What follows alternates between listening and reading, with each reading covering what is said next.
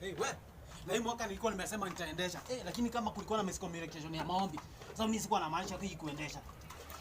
Mimi nilikuwa namaanisha kuendesha gari. Lakini we.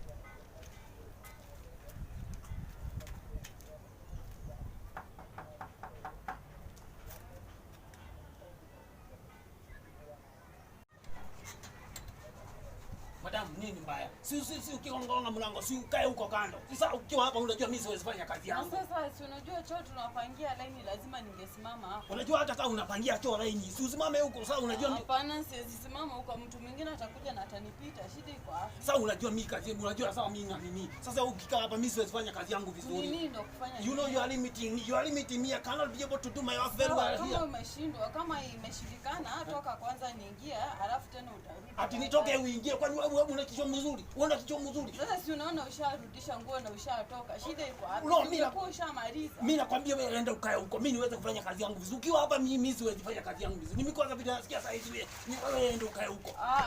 Siendi saa hii. Wewe toka kwanza. Ni mimi niingie alafu utarudi. Na watu wanakuanga tabia baya. Kuja kusimamia mtu hapa kwa mlango na mtu ako ndani. Hiyo tabia baya. Sasa hiyo tabia baya. Sasa wewe enda huko. Na wewe kwani ulikuja kulala choo? Hapana. Wewe ulikuja kulala? Hapana, please enda huko please. Please enda huko. Uende na mjifunze tabia mzuri. Mtu akiwa tu unakaa huko nini? Ni sawa, rudi nyamaza. Nini? Wewe